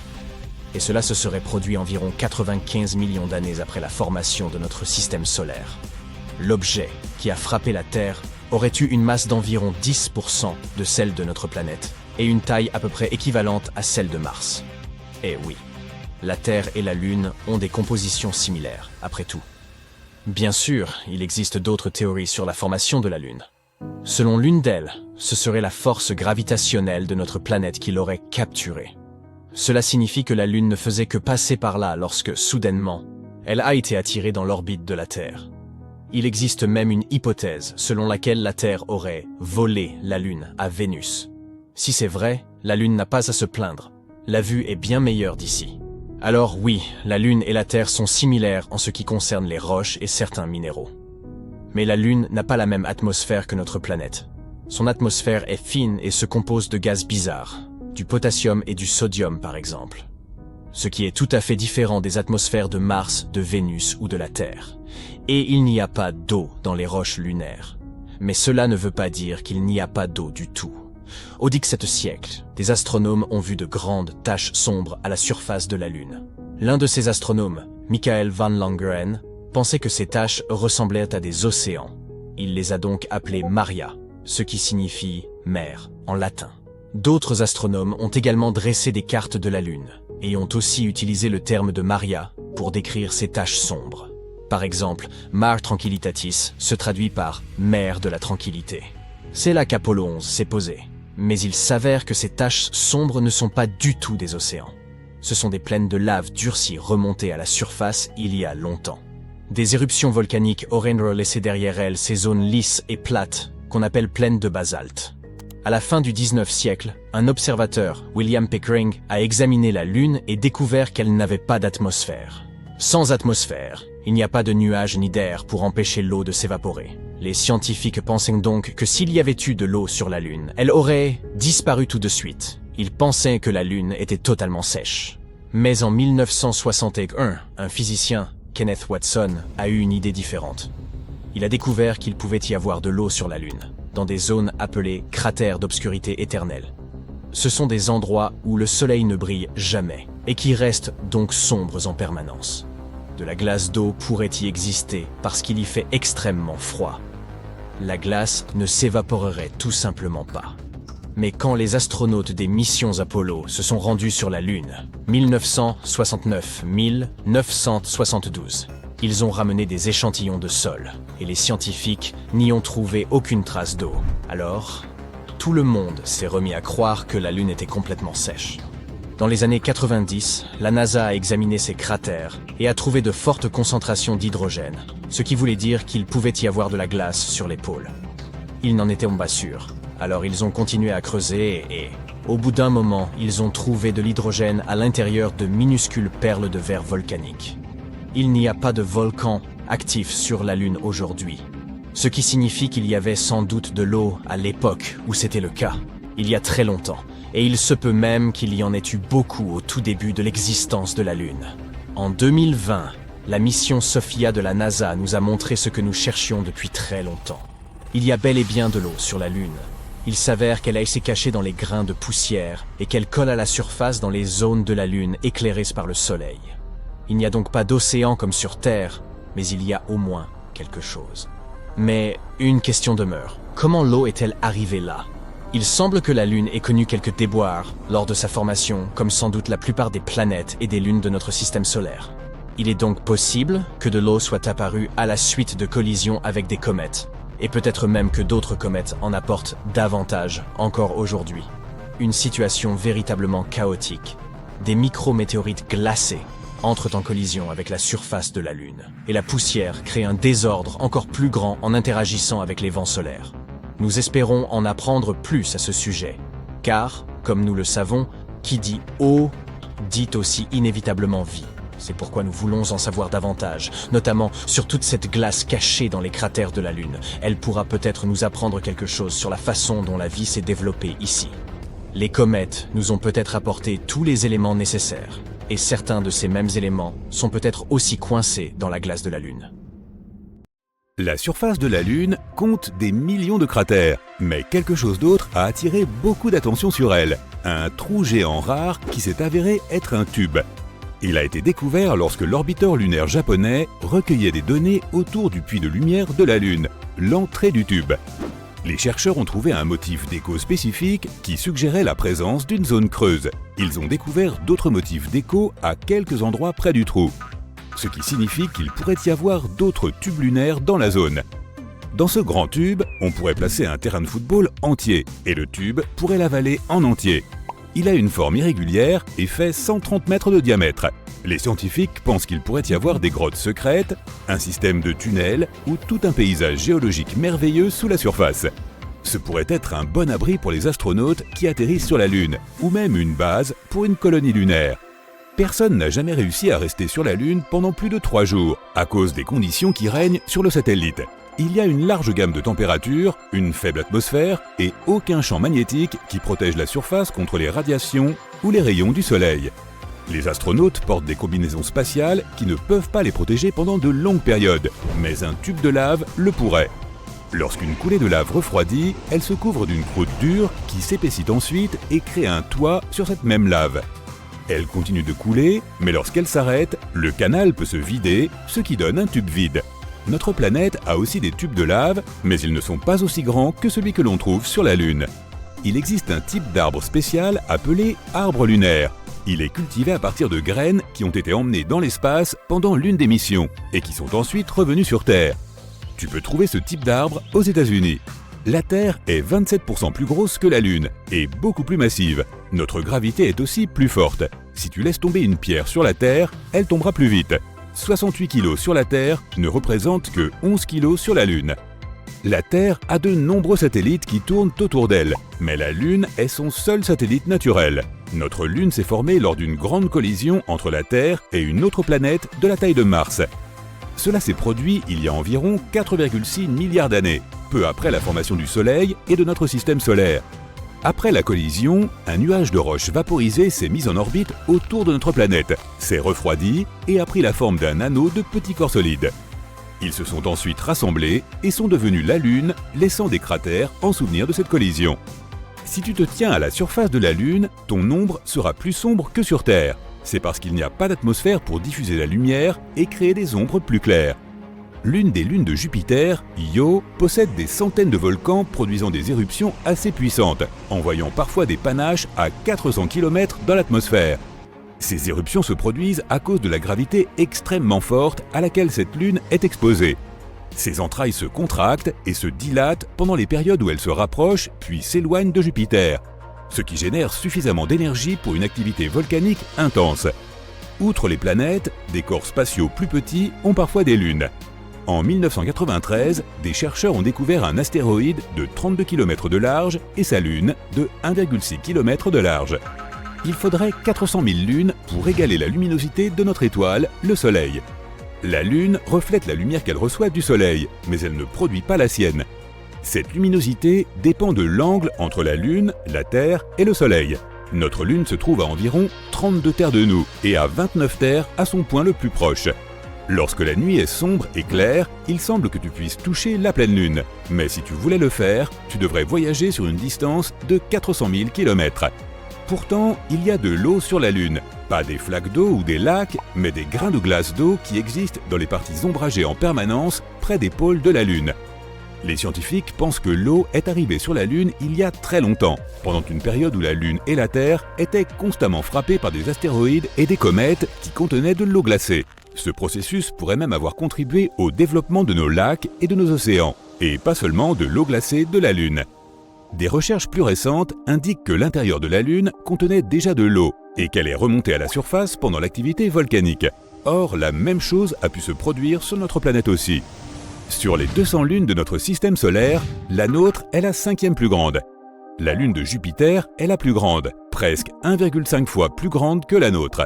Apollo 11 est la mission au cours de laquelle l'humanité a atterri pour la première fois sur la Lune. C'était un moment très important, diffusé dans le monde entier. Mais il a failli être interrompu par une énorme tempête qui sévissait en Australie à l'époque. Une antenne parabolique a été placée là-bas, ce qui nous a permis de recevoir les signaux de diffusion de la Lune. La Lune n'est pas un cercle parfait. Elle a plutôt la forme d'un œuf dont le sommet le plus épais est dirigé vers nous. Cette forme est due à sa rotation. Une pleine lune peut t'empêcher de dormir. Des études ont montré que des personnes avaient eu un sommeil moins profond et mis plus de temps à s'endormir pendant la période de pleine lune. Il ne s'agit pas tellement de sa luminosité, mais plutôt du cycle lunaire qui influence notre horloge biologique interne. Chaque année, la Lune s'éloigne de la Terre à cause de l'interaction entre la force gravitationnelle de la Lune et nos océans. En un an, elle s'éloigne d'environ 4 cm. Ce qui signifie que dans environ 600 millions d'années, elle sera plus éloignée de la Terre de 23 500 km qu'elle ne l'est actuellement. Ce chiffre n'a rien d'anodin, c'est le moment où les éclipses solaires totales cesseront de se produire. L'humanité n'a pas mis les pieds sur la Lune depuis quelques décennies, mais les empreintes de pas y sont toujours fraîches, car il n'y a pas de vent là-haut, si bien que ces traces peuvent rester là pendant des millions d'années. La Lune a son propre fuseau horaire appelé heure standard lunaire. Le temps est différent sur la Lune, donc une année y est divisée en 12 jours. Sachant que chacun est aussi long qu'un de nos mois. Les jours ont été nommés d'après les astronautes qui ont marché sur la Lune. Le calendrier lunaire commence au moment où Neil Armstrong a posé le pied sur la Lune en 1969. Il existe des sources d'énergie possibles pour les êtres vivants sur l'une des lunes de Saturne. Elle possède un océan sous la surface et elle pourrait présenter des réactions chimiques similaires à celles qui aident certaines formes de vie sur notre planète à survivre.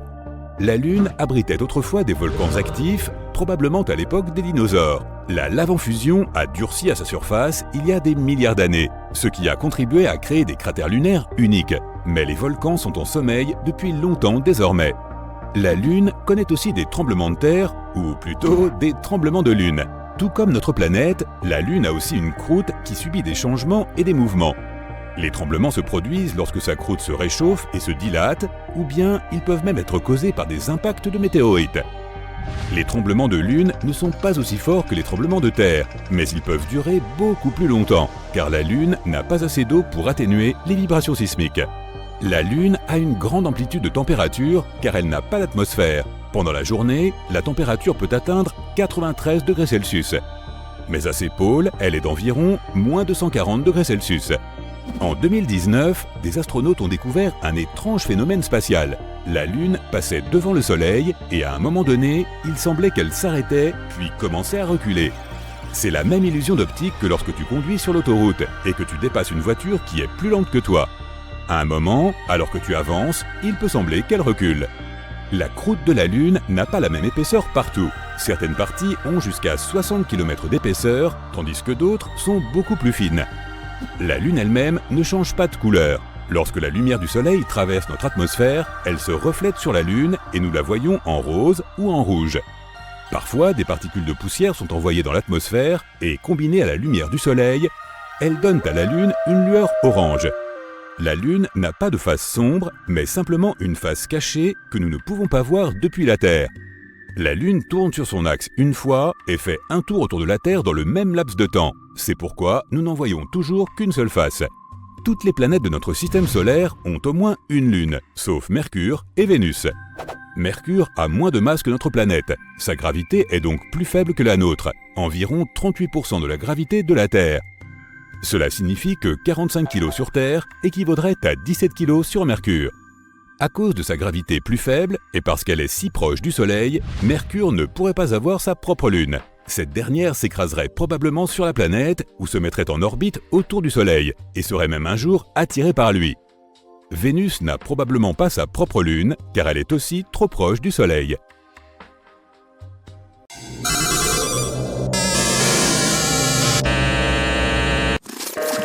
Il y a environ un siècle, l'humanité envisageait le XXIe siècle comme une ère foisonnante d'inventions. Cette vision n'était pas si éloignée de la réalité, car nous nous rapprochons aujourd'hui un peu plus de l'établissement d'une véritable colonie lunaire. Avant de pouvoir bâtir un nouvel habitat sur la Lune, il est impératif de trouver un moyen de maintenir une connexion durable, au-delà des simples questions de transport et de logistique. Pouvoir envoyer un message aussi anodin que « Hey, quoi de neuf ?» revêt une importance capitale. Il serait impensable d'envisager l'installation sur la Lune sans un lien permanent avec la Terre. Permettez-moi de vous révéler un scoop. Un réseau 4G lunaire est actuellement en développement. L'entreprise qui pilote ce projet n'est autre que Bell Labs, rachetée par la célèbre société finlandaise Nokia. Pivot de l'industrie papetière du 19e siècle, celle-ci s'est ensuite imposée dans la téléphonie mobile, créant des appareils emblématiques bien avant l'apparition du premier iPhone d'Apple. Une fois le réseau opérationnel, il sera embarqué à bord d'un module d'atterrissage, déployé et activé grâce à des équipements radio spécialisés. Ce projet ne se limite pas à une simple démonstration technologique, car ses enjeux sont considérables. Le rover Lunar Outpost explorera en détail l'arête proche du cratère de Shackleton, tandis que Micronova examinera les cratères lunaires à la recherche de glace. Les données et images collectées seront d'abord transmises au module d'atterrissage via ce réseau 4G LTE, avant d'être relayées vers la Terre, constituant ainsi une avancée inédite. Par ailleurs, l'importance d'une connexion téléphonique fiable ne saurait être sous-estimée. Aujourd'hui, les astronautes communiquent exclusivement par radio, mais la NASA ambitionne de mettre en place un réseau lunaire capable de prendre en charge la transmission de vidéos en haute résolution. Une communication efficace est aussi vitale que l'eau et la nourriture lors des missions spatiales. Et grâce à cette nouvelle technologie 4G, les appels vidéo depuis la Lune pourraient devenir une réalité dans un avenir proche. Par ailleurs, grâce au réseau 4G lunaire, nous serons en mesure de surveiller l'adaptation des espèces menacées envoyées sur la Lune. Ah, mais j'oubliais un détail essentiel. Face à l'extinction croissante de nombreuses espèces, les scientifiques s'emploient à collecter des échantillons d'animaux, de plantes et d'autres organismes afin de les conserver dans des biobanques réparties à travers le globe. Cependant, les conditions terrestres ne sont guère optimales pour assurer la préservation de ces arches de Noé modernes. C'est pourquoi l'idée d'ériger un ou deux coffres-forts biologiques sur la Lune semble si pertinente. Le pôle sud lunaire abrite une région plongée en permanence dans l'ombre. Ce qui pourrait sembler être une heureuse coïncidence se révèle en réalité un atout majeur. Certains cratères lunaires pourraient offrir des températures avoisinant les -196 degrés, ce qui correspond aux conditions requises pour un stockage cellulaire à long terme. Dans un premier temps, le projet envisageait d'implanter cette voûte biologique dans les tubes de lave situés sous la surface lunaire. Mais cette option présentait des risques considérables. Une telle installation nécessiterait un système de refroidissement fonctionnant à l'énergie solaire, et toute panne imprévue pourrait avoir de terribles conséquences et entraîner la perte irrémédiable des échantillons. En revanche, en choisissant une zone perpétuellement ombragée, la voûte n'aurait besoin ni d'apport énergétique ni d'entretien. Une solution idéale. Aussi prometteur que cela puisse paraître, plusieurs défis demeurent. L'un des principaux obstacles est la poussière lunaire, omniprésente et capable de s'infiltrer partout. Si le stockage requiert des systèmes d'étanchéité, il sera indispensable de concevoir un mécanisme de protection, ce qui n'a pas encore été réalisé. Pour l'heure, ce projet relève donc davantage de la théorie que d'une solution concrète. Je sais que vous souhaitez découvrir des faits concrets, et non de simples concepts. En voici un pour le moins surprenant. La Lune regorge de déchets humains, méticuleusement empaquetés dans des sacs. Selon les estimations, près de 96 de ces sacs y reposeraient, et vous préféreriez sans doute ne jamais en ouvrir un. Néanmoins, leur contenu reste incertain. Toute une gamme de résidus biologiques pourrait s'y trouver.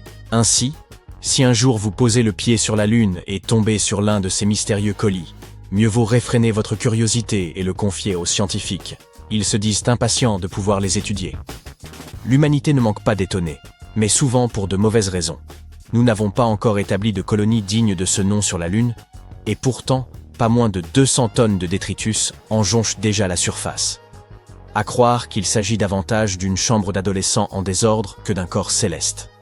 Aux côtés de ces sacs de déchets biologiques peu ragoûtants, on trouve des caméras, des perceuses, des serviettes, des brosses, des râteaux et une multitude d'objets techniques. Plus surprenant encore, une plume de faucon figure parmi ces reliques. Je vais vous expliquer pourquoi. Lors de la dernière sortie lunaire d'Apollo 15, David Scott a réalisé une démonstration à l'aide d'une plume de faucon et d'un marteau visant à illustrer la théorie de Galilée. En l'absence de résistance de l'air, tous les objets tombent à la même vitesse. Parmi ce bric-à-brac, on trouve une véritable œuvre d'art, ce qui permet d'affirmer que, si la Lune n'héberge encore de musée, elle peut du moins se targuer d'abriter une petite exposition. L'équipage d'Apollo 15 y a déposé une figurine en aluminium de 8,5 cm de haut, conçue par l'artiste belge Paul van Hooijdonk. Baptisée « L'astronaute tombé », elle repose sur le sol aux côtés d'une plaque commémorative rendant hommage aux astronautes et cosmonautes ayant contribué à l'exploration spatiale. Mais l'inventaire des objets insolites disséminés sur la Lune ne s'arrête pas là. Si jamais vous vous trouviez en manque de liquidité, sachez qu'une liasse de billets de $2 y a tout simplement été oubliée. Depuis 1969, année où l'homme a foulé la Lune pour la première fois, une grande quantité de données a été collectée. Pourtant, c'est en 1609 que notre satellite a été observé à travers un télescope pour la première fois. Mais qu'en est-il de son âge véritable? Pour répondre à cette question, il convient d'examiner les origines de la Lune. Au milieu des années 80, une conférence organisée à Hawaï a réuni des scientifiques afin de percer ce mystère. De leurs travaux a émergé une hypothèse fascinante. La Lune se serait formée à partir des matériaux issus de la Terre. Un objet de la taille de Mars aurait percuté notre planète, projetant dans l'espace d'immenses quantités de matière en fusion. Avec le temps, ces débris se seraient agglomérés pour donner naissance à l'astre que nous connaissons. Cette théorie permet d'éclaircir de nombreux mystères. Par exemple, la taille réduite du noyau de fer lunaire constituait autrefois une énigme. La réponse est désormais évidente. La Lune s'est formée à partir de la couche externe de la Terre, pauvre en fer. Quant à sa croûte pâle, les minéraux les plus légers ont simplement flotté à la surface lorsque la Lune en fusion a commencé à se solidifier. À l'origine, la Lune se trouvait bien plus proche de la Terre, mais elle s'éloigne progressivement d'environ 5 cm par an. Déterminer précisément l'époque à laquelle elle s'est formée demeure complexe. Les échantillons rocheux rapportés par les missions Apollo ont permis d'estimer leur âge. Les plus anciens remontent à environ 4,35 milliards d'années, soit quelques 200 millions d'années après la naissance du système solaire. Cela dit, il n'existe pas de consensus absolu sur la date exacte de la formation de la Lune. Certains chercheurs estiment que ces roches indiquent un âge d'environ 4,35 milliards d'années. Toutefois, d'autres spécialistes de la formation planétaire suggèrent que la plupart des matériaux constitutifs du système solaire primitif se sont agrégés bien avant cette période. Selon eux, un impact aussi tardif ayant donné naissance à la Lune semble peu probable, ce qui laisse entendre que notre satellite pourrait être encore plus ancien. Autre élément intrigant, au fil de son éloignement de la Terre, la Lune aurait connu des épisodes de réchauffement intense. Semblables à ceux observés sur Io, l'une des lunes volcaniques de Jupiter. Sous l'effet de l'attraction gravitationnelle d'un astre massif, un corps plus petit peut être étiré et comprimé, générant ainsi de la chaleur. Ce processus aurait contribué à chauffer les roches lunaires. Ces roches contiennent des éléments radioactifs qui jouent le rôle d'horloge interne, permettant d'évaluer leur âge. Mais si la Lune a connu une chaleur excessive, ces horloges ont pu être réinitialisées, ne recommençant à témoigner du passage du temps qu'après avoir refroidi. Autrement dit, ces roches datées de 4,35 milliards d'années ne correspondent peut-être pas à la naissance de la Lune, mais à une phase ultérieure de réchauffement par effet de marée. Une fois encore, tout porte à croire que notre satellite est plus ancien qu'on ne l'imaginait.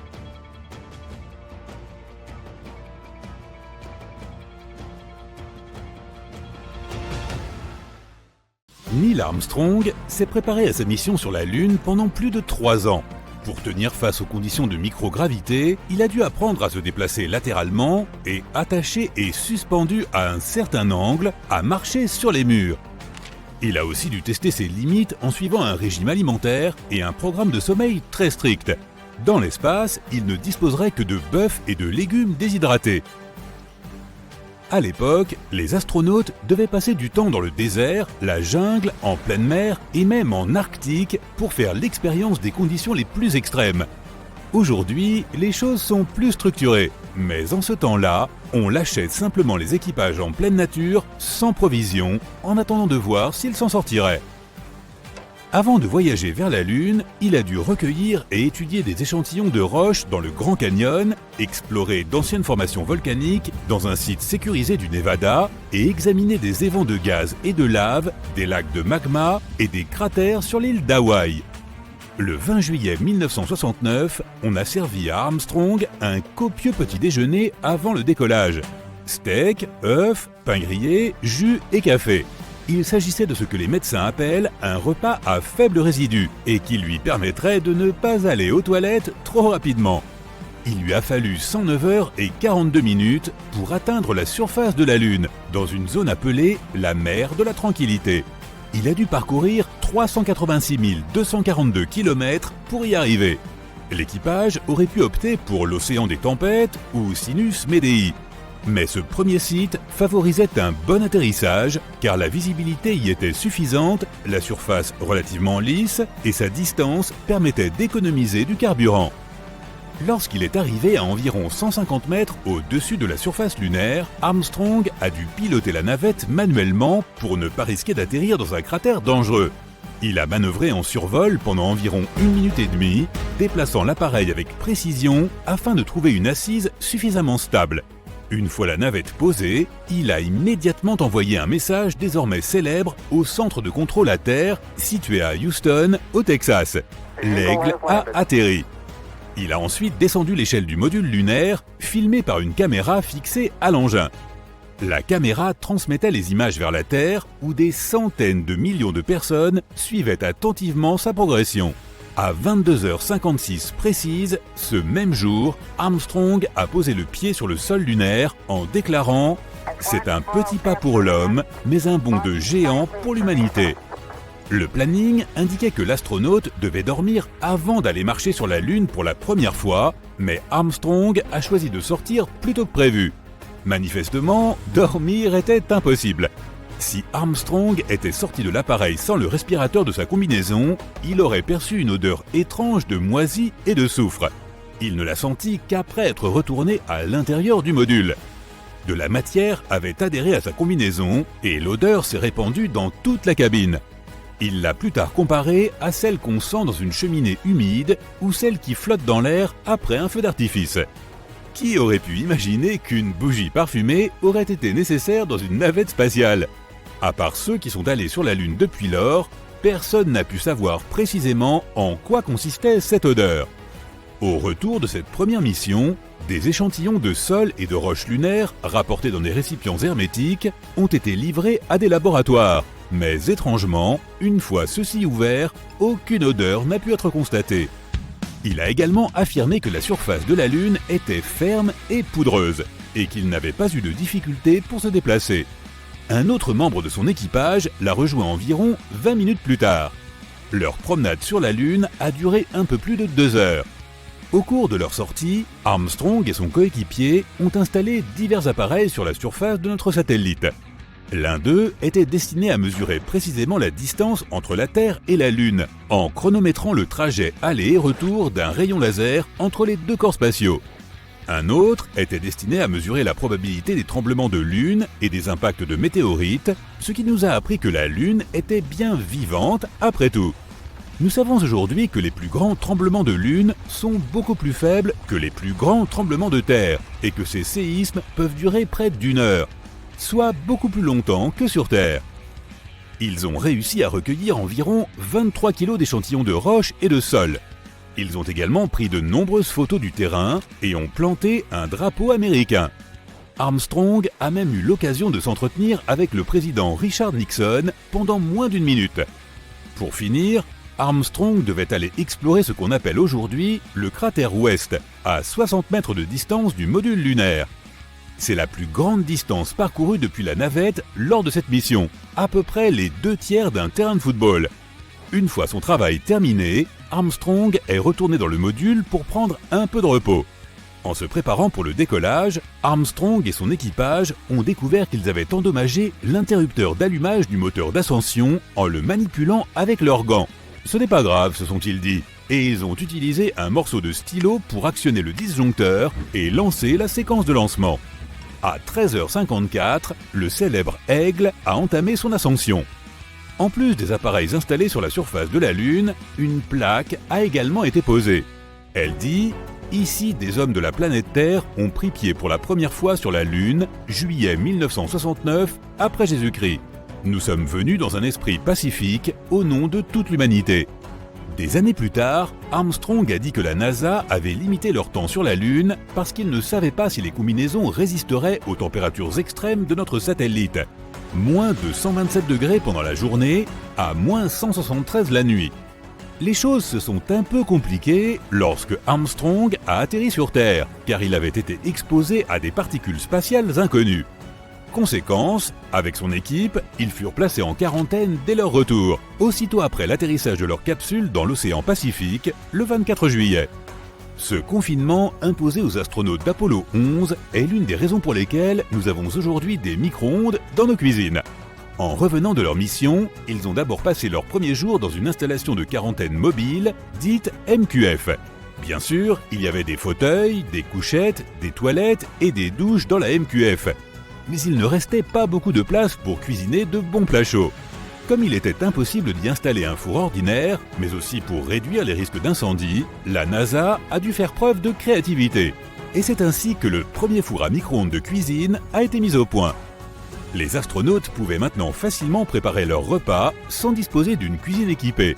Aujourd'hui, tu peux voir ce micro-ondes dans un musée d'Oakland, en Californie. Après son retour sur Terre, Armstrong a déclaré qu'il ne chercherait plus jamais à atteindre les étoiles. Mais il n'a pas pour autant cessé d'explorer. En 1985, il s'est joint à une équipe professionnelle de grands exploreurs pour se rendre au pôle Nord. Il était accompagné de l'alpiniste Edmund Hillary, de l'aviateur Steve Fossett et du photographe Patrick Morrow. Et ensemble, ils ont atteint le pôle le 6 avril 1985. Armstrong a expliqué qu'il voulait voir à quoi ressemblait notre pôle glacé depuis la surface de la Terre, et il ne l'avait jusque-là vu que depuis la Lune. La mission Apollo 11 fut néanmoins inoubliable pour Armstrong, car en 2015, la Smithsonian Institution a découvert qu'il avait gardé un sac en tissu rempli de différentes petites pièces provenant du module lunaire. Parmi celles-ci, son câble de ceinture, quelques lampes et leurs supports, une clé à molette d'urgence et le viseur optique qui était installé au-dessus du hublot du module d'Armstrong. Il contenait également la caméra d'acquisition des données qui a enregistré les images emblématiques d'Armstrong faisant son petit pas sur la Lune. Armstrong a gardé ce sac pendant de nombreuses années, jusqu'à ce que sa veuve le retrouve parmi ses affaires. Il n'en avait même pas parlé à son biographe, qui lui avait pourtant demandé plusieurs fois s'il avait conservé quelque chose en souvenir de sa mission. Mais il n'y avait rien de clandestin dans son acte. Il a simplement affirmé, en rentrant, vouloir rapporter quelques petites choses sans importance. Le temps peut se distendre ou se contracter en fonction de l'endroit où l'on se trouve. Si vous grimpez au sommet d'une très haute montagne, le temps s'écoulera un tout petit peu plus vite que si vous vous trouviez dans une vallée. Ce phénomène est dû à la gravité et à la façon dont elle affecte le temps. Nous le remarquons à peine dans notre vie quotidienne. Mais pour les scientifiques et les agences spatiales qui préparent des missions sur la Lune, ces minuscules différences de temps ont une réelle importance. Nous répondrons à la question « Pourquoi ?», un peu plus tard.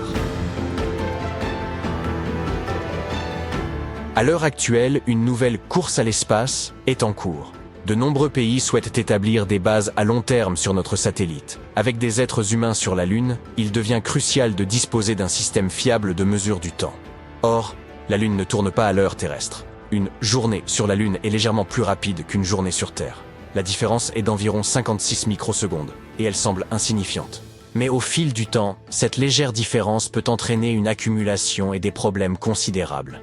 C'est pourquoi, afin d'assurer le bon déroulement des missions lunaires et d'éviter toute désynchronisation, la NASA et les scientifiques du monde entier relèvent aujourd'hui un défi de taille: créer une toute nouvelle échelle de temps lunaire. La NASA devrait commencer à l'utiliser d'ici 2026. C'est cette même année qu'elle espère renvoyer des astronautes sur la Lune pour la première fois depuis 50 ans. Mais cette nouvelle échelle de temps n'est pas seulement un fuseau horaire lunaire. Il s'agit en fait d'un système complet qui s'adaptera au temps plus rapide de la Lune et assurera la synchronisation avec les systèmes horaires de la Terre. Ce n'est qu'à cette condition que les missions pourront se dérouler sans encombre. Sur Terre, la mesure du temps est déjà étonnamment compliquée.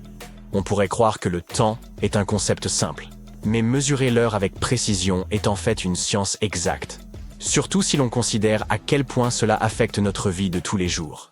Ainsi, pour assurer la coordination du temps à l'échelle mondiale, les scientifiques s'appuient sur ce que l'on appelle le temps universel coordonné, ou UTC. Cette norme temporelle mondiale est basée sur des horloges atomiques ultra précises, que les scientifiques ont installées dans des endroits divers à travers le monde.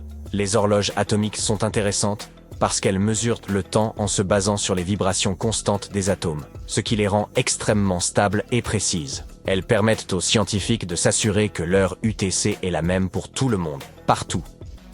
Ces horloges atomiques tiennent également compte du fait que le temps se déplace légèrement plus lentement à mesure que l'on se rapproche du centre de notre planète. Ainsi, les horloges atomiques placées plus près de la surface de la Terre tournent un peu plus lentement en raison de l'attraction gravitationnelle plus forte. Cet effet, expliqué par la théorie de la relativité d'Einstein, est dû au fait que la gravité affecte le temps. En répartissant les horloges atomiques à différentes altitudes, les scientifiques établissent une moyenne de tous les minuscules décalages temporels causés par la gravité. En outre, pour une mesure précise du temps, les scientifiques ajoutent occasionnellement des secondes intercalaires pour tenir compte des petites variations naturelles de la vitesse de rotation de la Terre. Cela paraît très complexe, mais ce processus de synchronisation permet au monde moderne de fonctionner. Après tout, un horaire bien défini est essentiel pour le commerce mondial, la navigation par GPS et les communications par Internet. Mais sur la Lune, le temps fonctionne différemment. Le champ gravitationnel de notre satellite naturel est plus faible que celui de la Terre. Du coup, les horloges tournent un peu plus vite sur la Lune. Cette différence signifie que, sans correction, ces horloges risquent fort de se décaler lentement des horloges terrestres. Cela peut poser de gros problèmes lorsque les astronautes doivent rester en contact étroit avec la Terre ou naviguer sur la surface lunaire. La solution proposée par la NASA, une échelle de temps lunaire. Les scientifiques ne vont pas ajuster les horloges lunaires pour qu'elles correspondent exactement à celles de la Terre. Ils veulent plutôt établir un système unique qui mesure le temps lunaire avec précision, mais qui est également facile à convertir en heures terrestres. Il s'agit en quelque sorte de créer un tout nouveau cadre de référence pour la Lune. Pour faire fonctionner ce système de temps lunaire, la NASA collabore avec ses homologues internationaux, comme l'Agence spatiale européenne. Ensemble, ils ont mis en place le LunaNet. Ce réseau lunaire sera un peu comme l'Internet de la Lune. Il veillera à ce que toutes les horloges lunaires fonctionnent de concert et s'alignent sur l'heure terrestre. Tout comme les horloges atomiques se coordonnent pour déterminer l'heure UTC sur Terre, les horloges lunaires se coordonneront avec le réseau LunaNet. Les scientifiques ont une bonne expérience de la gestion du temps dans l'espace. Les satellites du système de positionnement global, qui orbitent autour de la Terre à environ 20 000 km d'altitude, sont équipés d'horloges atomiques. Ces horloges tournent plus vite que les horloges à la surface de la Terre, car elles sont très éloignées de l'attraction gravitationnelle terrestre. Mais alors, comment la navigation GPS peut-elle rester précise? Eh bien, les scientifiques ont trouvé le moyen de ralentir ces horloges pour qu'elles correspondent à l'heure terrestre. Cette expérience avec les horloges GPS est une excellente base pour ce que les scientifiques cherchent à faire sur la Lune. À certains égards, cela pourrait même être plus facile que de gérer le GPS. Les scientifiques peuvent travailler directement avec les horloges lunaires au lieu de devoir constamment les ajuster pour qu'elles correspondent à l'heure terrestre. En mettant en place une heure lunaire précise, les scientifiques espèrent éviter certaines des complications liées à la gestion des satellites GPS. Et maintenant, voici l'aspect le plus passionnant. Pour que la mesure du temps lunaire devienne une réalité, la NASA et ses partenaires veulent installer des horloges à la fois sur la surface lunaire et sur des satellites en orbite autour de la Lune. Certaines seront des horloges atomiques à longue durée de vie, tandis que d'autres seront des oscillateurs à cristaux, qui offrent une stabilité sur de courtes périodes. Ensemble, ces horloges créeront un réseau sur lequel les scientifiques pourront s'appuyer. Mais les horloges atomiques destinées à l'espace ne sont pas bon marché. Elles peuvent coûter plusieurs millions de dollars chacune. Les oscillateurs à cristaux, eux, sont plus abordables. Mais ils ne restent pas précis sur de très longues périodes. Une fois ces horloges installées, elles fonctionneront ensemble grâce au réseau LunaNet, qui sera le cadre de la NASA pour tout ce qui concerne les réseaux de temps et de données basés sur la Lune. Le LunaNet agira comme un Internet pour les opérations lunaires. Différentes agences spatiales y contribueront, comme le font les fournisseurs d'accès à Internet sur Terre. Mais il existe une autre série de défis, liés cette fois à la rotation de la Lune. Tout d'abord, un jour sur la Lune dure beaucoup plus longtemps qu'un jour sur notre planète, car il faut à la Lune environ 28 jours terrestres pour effectuer une rotation complète. De plus, l'équateur de la Lune connaît environ 14 jours de lumière solaire suivis de 14 jours d'obscurité, contrairement au cycle jour-nuit régulier de la Terre. Et au pôle sud de la Lune, où la NASA va établir ses futures missions lunaires, certaines zones restent éclairées, ou dans l'ombre, en permanence. Cela pourrait compliquer la tâche des astronautes, qui veulent garder la notion du temps. La NASA et ses partenaires espèrent impliquer davantage de pays dans ce projet par l'intermédiaire d'organisations internationales telles que l'Union astronomique internationale. L'idée est de faire adopter l'échelle de temps lunaire par le plus grand nombre de nations possible, afin que tous ceux qui explorent la Lune soient sur la même longueur d'onde. Un autre aspect fascinant de ce projet est que la détermination du temps lunaire pourrait être utile lors d'autres missions spatiales ultérieures, comme les voyages vers Mars. L'expérience et les connaissances que nous obtiendrons en établissant une échelle de temps lunaire serviront probablement de modèle pour la gestion du temps sur des planètes encore plus lointaines. C'est l'une des raisons pour lesquelles les scientifiques prennent ce projet très au sérieux. Pour les astronautes vivant sur la Lune, un système de temps cohérent et fiable sera essentiel, non seulement pour la navigation, mais aussi pour tout ce qui concerne les expériences scientifiques et les activités quotidiennes. Le projet de la NASA sur le temps lunaire est véritablement révolutionnaire. Il s'agit d'une première étape, au moment où l'humanité commence à s'aventurer dans l'espace. Si le projet réussit, les futurs astronautes ne disposeront pas seulement du temps terrestre pour les guider. Ils auront aussi ce temps lunaire, et même, un jour, un temps martien. Mesurer le temps avec précision est primordial, tant pour comprendre scientifiquement comment s'écoule le temps sur la Lune que pour la mise en place de l'infrastructure nécessaire à la réalisation des missions. Si les scientifiques sont si désireux de créer une nouvelle échelle de temps, c'est aussi parce qu'ils sont aujourd'hui en mesure d'appliquer tout ce qu'ils ont appris sur Terre ces dernières décennies en matière de synchronisation et de chronométrage. Et voilà, mon temps est écoulé. Salut!